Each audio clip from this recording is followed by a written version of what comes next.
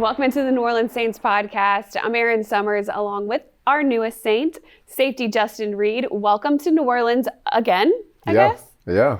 This is a homecoming for you. You said you couldn't put into words what it meant to come back here and play for the Saints, but can you try? Yeah, I mean, it's just the mix of everything, you know, growing up just outside of Baton Rouge and growing up on the Saints and, you know, seeing the Super Bowl when you're just a young kid and how big that moment was for the entire city and like picturing yourself being out on the field, making plays, being a part of it.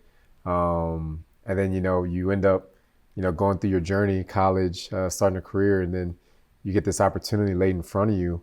And it's something you haven't thought about in a while just because it's been so long, but then it starts to bring back so many memories of, you know, your childhood and all the family that you have in the state and what it would mean to be able to have the opportunity to do what you talked about when you're just a young kid and play football for your home state and, you know, put on a performance and win a ton of football games. And it's excitement, it's motivation. I already feel like I have a high motor, but it just makes me, want to work harder, train harder, do everything possible to help bring that type of glory back to the city again. Okay, so we're going to see another level of Justin Reid here with the Saints. But you said you wanted to play here, hometown, Louisiana, and you went to Stanford for college? Yeah. I what know went into that decision? That throws everybody for a loop. So a couple of things went into that. One was at the time, my older brother, who most people know, LSU guy, who was playing for the 49ers. And right there in Palo Alto was like, 20-minute drive away. And then it was just a good situation. Like I wanted to, in some ways, blaze my own trail. I wouldn't he's always helped me, but I wanted to go and make a name for myself in another situation. So I ended up taking that trip out to California. But yeah, had this opportunity in front of us here to now come back and now I get to play for the Saints. When you saw the Saints win the Super Bowl, where were you? Oh yeah, I was at home with I got a big time football family. Most people, everyone watching this podcast, I'm sure my mom played football. You know what I mean? Huge football family. We have a family group chat that everything is always about what's going on in the NFL and what moves are being made and, how these games went. So we had a big family gathering at my uncle's place and watched the game there. And one of those moments you never forget where you are. Yeah. Did you come in for the parade? No, I was too young to come for the parade. But you have experienced a couple Super Bowl parades. Yeah. When you do get to that game and you win it twice and you get to celebrate everything that goes into it, how do you walk away from that and turn that into motivation for the next year? Yeah, it just makes you hungry for more. After you get your first and it's the best feeling ever, and then it's you're just hunting for it again. That's all you want. To have an opportunity to do it again, to be in that moment. That feeling only lasts maybe 2 weeks, but the whole rest of the 50 weeks of the calendar year, you're just planning, everything in you just wants to get back to that and to do it again. So I've never been a guy that's, rested on what's happened before in the past or, you know what I mean? Just rolled it out there. It's nah, we're going to grind. We're going to work for this. We're going to bring guys with us. We're going to make this a family effort and we're going to go get it. You know what I mean? So that's exactly what this is. It's just motivation, just continue to keep raising the bar and, go do it again. You want to have a different taste in your mouth going back to the Superdome? Oh, yeah, absolutely. I can't. Yeah. I don't want to end with don't plan on having many L's in the Superdome anymore. There we go. So how are you going to do it? What do you need to bring to this team? First and foremost is the tape's got to show up on the field. I'm a communicator. I'm a physical guy, making plays on the ball. I think that bringing calmness to everyone around me by being loud, being vocal, people being confident that I'm going to go out and take care of my responsibility, my job. If I got this guy, I'm going to take him off the board and I'm going to trust you to go take your guy off the board. If you have your one-on-one matchup, you just go win it and just help him build a culture that is conducive to winning. You know what I mean? Because everything, if you're not intentional about your habits and the culture you build, then the culture is being built anyway. It's just being built the wrong way. So being intentional about everything, diet, exercise, training, film study, not only for myself, but bringing other guys around to continue to do that.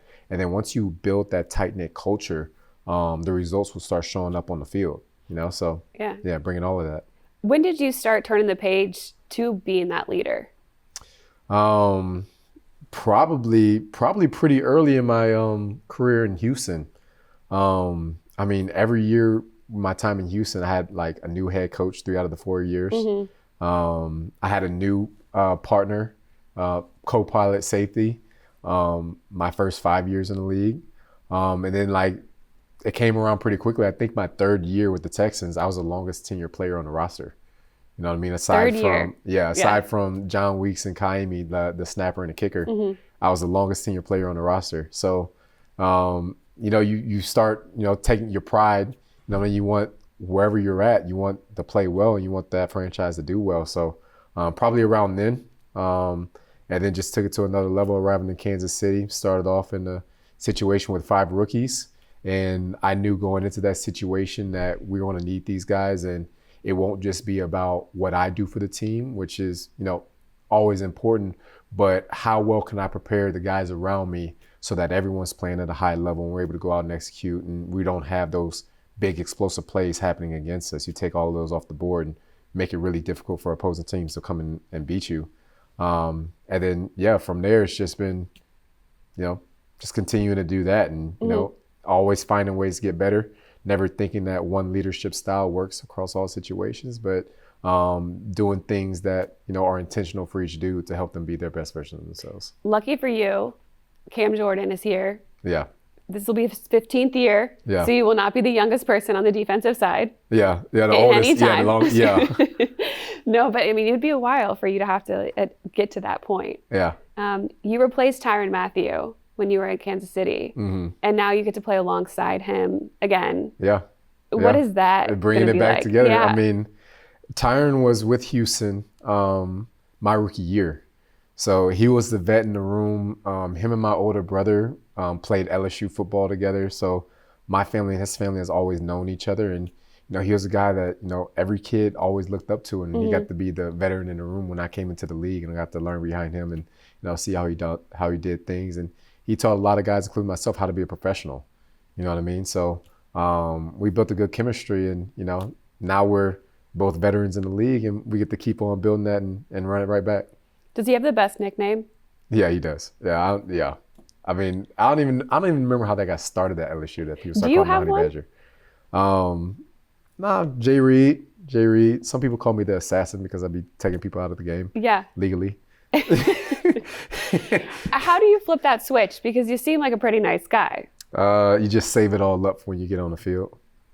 I pride myself on being humble and approachable. I can hold a conversation with anybody. But when it comes to being on the field, you put that helmet on, you represent that logo. That's exactly what it is. It's a switch. You kind of turn to a different person. Hey, I'm out there and trying to wreak havoc. And you're willing to do anything, like kick? Yeah, absolutely. Yeah, I'll kick. Yeah. It probably wouldn't be a good idea for anybody. I'll play quarterback. You know what I mean? Put me out there. I'll do whatever it takes. Because one of the greatest things that I want to be known for on top of, performance is I want to be, when everyone talks about me, I want to be the greatest teammate that they ever played with. You know what I mean? That guy was a great teammate and he made me a better teammate and just buying into doing things for the team. So back in 2022, when you had to fill in as the kicker, yeah, you did pretty good. I did decent. Yeah, I did halfway decent. 1 or 2 from extra. I've been working on that too. Yeah, you've been working on it. Yeah. Always gotta stay ready. Yeah. What position would you not volunteer for? Long snapper. Why? That is a tough position. Long snappers are like what, 220, and they got Dominican sub lined up in front of them, or you know what I mean? They really just get bullied a lot of times. It's nah, I don't need to do that. You're pretty athletic though across the board. You like to dabble in other sports. You play a lot of golf. What's your handicap? Playing soccer. Needs to be better. Okay, so you don't want to tell us. Yeah, not horrible. It needs to be better. We're working on that. You grew up playing soccer? Yeah, so was an attacking mid in soccer. That was my childhood passion before I switched over to football. And then, Yeah, I did everything. I was on a swim team. I was on a baseball team. I did track and field. I bowl. Like Hmm. if it's a game, then I want to play it. I saw you threw out the first pitch for the Royals. You Yeah, got to do strike. that, of course. I'm Yeah, sure. I'm sure there's video. We basketball. can Yeah, check I that. took a shot. I took a shot for the Rockets too. Swish. I'm 2 for 2. I'm 2 for 2.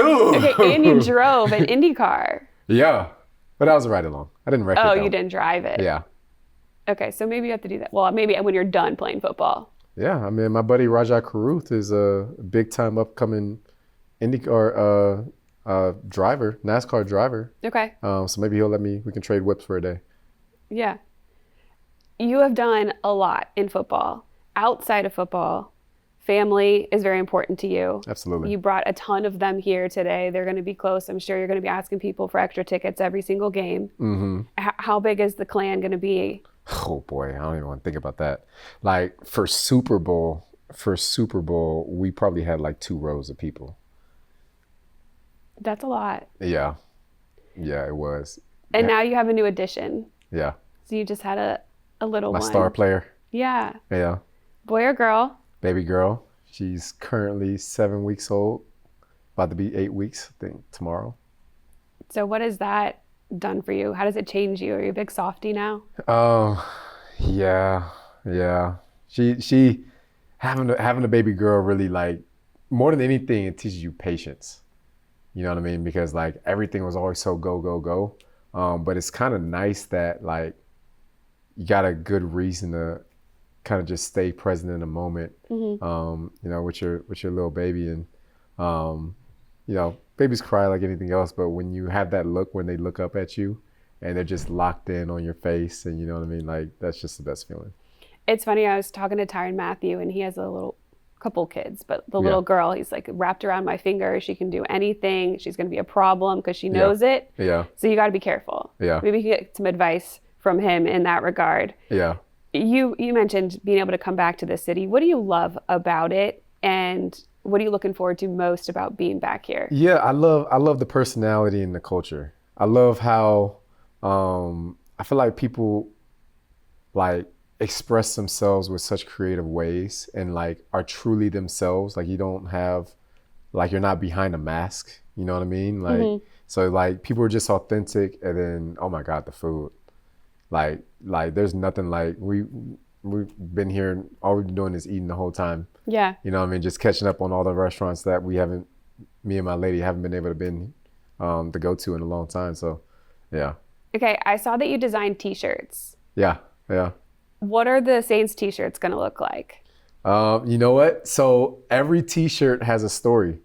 So all like when the story comes, like there's going to be a moment at some point in the season that it's going to be like, damn, that's a really dope moment that like I feel like everyone likes and can relate to, and then we'll probably make something out of that. How quickly do we turn these? They can get done pretty quick. Okay. Yeah. When did it start? Hey, you know, we can get them in, you know, the Saints Pro Shop. Yeah, I got experience doing that. We can do Entrepreneur that. over here. Yeah, so it started when we're getting ready to play the AFC Championship game against the Baltimore Ravens. And nobody gave us a chance. They thought that the Baltimore was going to just run the ball down our throat, right? So made these T-shirts because just wanted every guy in the building, especially on the defensive side of the ball, to just buy into the game plan. Like, hey, it doesn't matter what any of the chatter is. None of those people matter. The only people that matter are the people that can hear my voice in this room. You know what I mean? We all we got and we all we need. You know what I mean? So we made the T-shirts just to have a physical representation of that. Gave them to the guys pregame, and we went and dominated the run. And then, yeah, that was en route to the second Super Bowl. So just see cool moments or like cool opportunities that's like, hey, this is a special moment that like either you want to enshrine or you're trying to get a message across to the guys. And Yeah. Just go and make something. Well, I look forward to the first one. Yeah, hell yeah. You mentioned dominating the run. You're one of the best run defenders in the league. Maybe something the Saints can work on this upcoming season. So what are you going to do to help elevate that part of the game? Yeah. When everyone like every great offensive game plan is like, okay, how can we get our running back on the DBs? You know what I mean? Mm-hmm. Like that's every offense's game plan. And I take that personally. It's like, hey, you think you're going to try and target one of the guys in this room? Like you're going to come out here, you're going to get cut in half. You know what I mean? So you got to do that by example first. Like always early in the game, I try and do something that's going to let the other team know it's going to be a long ass day. Like you're going to try, like you better know where I am because I'm coming for you. Right? And then that gets other guys juiced up. And then, yeah, if you start having the DBs cut the run game in half, there is no run game. When your DBs are tackling, there is no run game because teams can't, you know, who they're going to run the ball on. What excites you about Brandon Staley and the way that he schemes up his defense? Yeah, I like that. I like that he keeps it versatile. 3-4 system.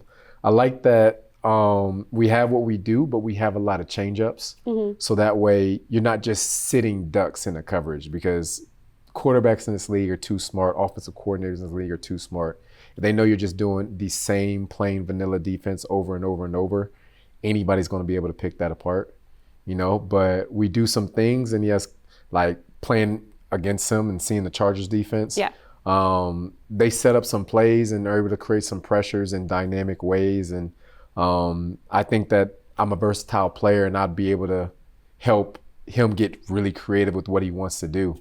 You know what I mean? Be able to send guys into pressures, not just like replace them or send me on a pressure or whatever it is. So I think that it'll be fun that we can get creative and, you know, just be an aggressive, dominant defense. Yeah, I think there's a lot of fun that is coming up this next season with some of the players that are here, some new coaches, running out of the tunnel for the first time, being on the home side at the I just Dome. want to hear the chant. The chant. The chant. That's what I'm looking forward to more than anything. First home game, coming out and hearing the chant and like not being able to hear myself think because it's so loud. Like those moments when I was in the stands watching the game. Yeah. That was always like my favorite, you know? Okay, so first home game, the fans better be ready to cheer loud. Yeah. So this vision comes to life for you. Yeah, that 12th man stuff, that's real. Yeah. That's like real life momentum. Like, you guys really make a difference. What would you like to say to Saints fans? Oh, man. Saints fans. Oh, boy. Feel like I've been part of the family my whole life, and I took a vacation, and now I'm right back home. So can't wait to be on the field for you guys. Can't wait to show you everything that I got and bring a lot of wins to New Orleans. Sounds good. Thank you so much for talking to me. Yeah, absolutely. It's been awesome to meet you, and welcome to the team. Yeah, appreciate you.